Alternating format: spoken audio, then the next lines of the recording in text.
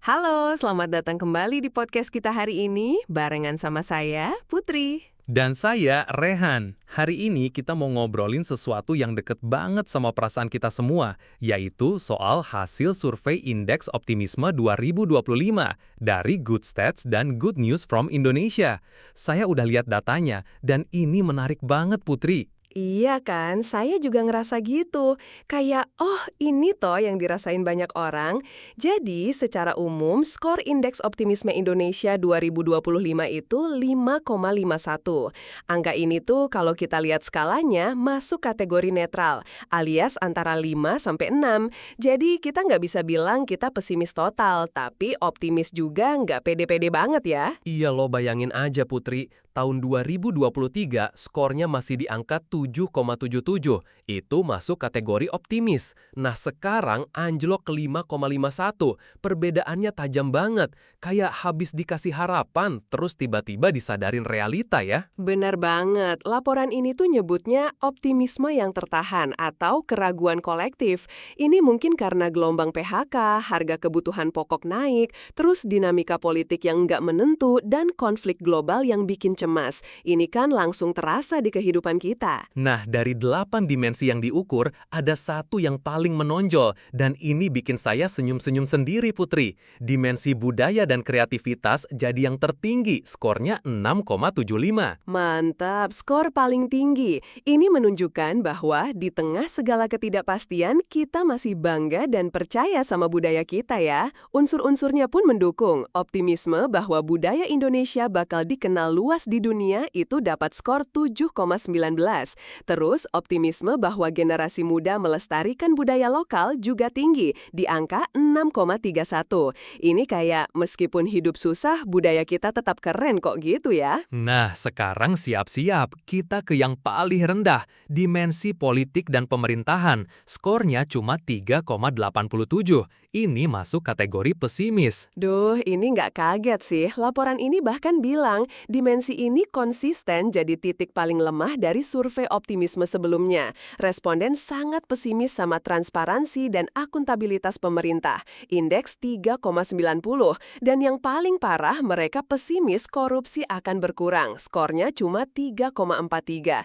Miris banget. Ini kayak udah capek berharap ya, udah sering dengar janji perbaikan, tapi kenyataan di lapangan masih bikin kecewa. Ini bukan apatisme, tapi ekspresi dari harapan yang belum terpenuhi. Poin lain yang bikin saya mikir keras itu soal usia, Rehan. Logikanya kan, anak muda tuh harusnya paling optimis, penuh semangat, idealis, tapi data bilang sebaliknya. Semakin tua justru semakin optimis. Kelompok usia 46-55 tahun paling optimis, skor 6,21, sementara yang 17-25 tahun paling pesimis, skor 5,45.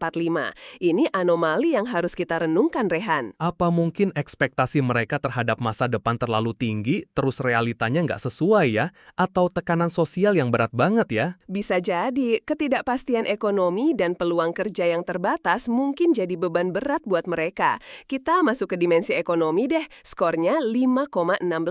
Daya beli masyarakat masih lumayan, tapi orang pesimis soal peluang kerja, indeks 4,85, dan pertumbuhan ekonomi, indeks 4,95. Data survei juga menunjukkan fakta personal yang bikin kita miris.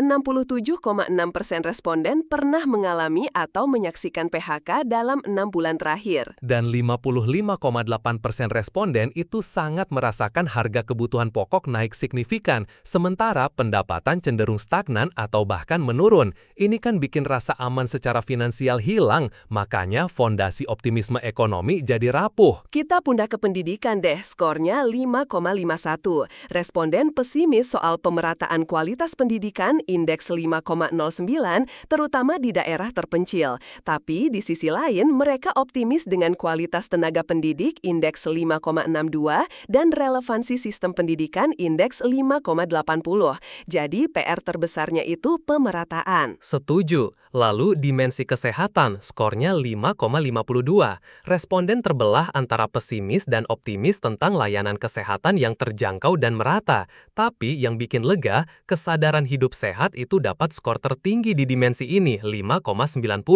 Artinya, meski layanan masih jadi PR, kesadaran diri kita buat hidup sehat itu makin meningkat. Nah, yang bikin happy lagi itu dimensi teknologi dan inovasi. Skornya 6,69. Responden optimis banget kalau anak muda bakal jadi motor inovasi digital. Indeks 7,03. Ini kan keren banget. Iya kan? Dan mereka juga optimis kalau produk teknologi lokal bakal bersaing global, skornya 6,36.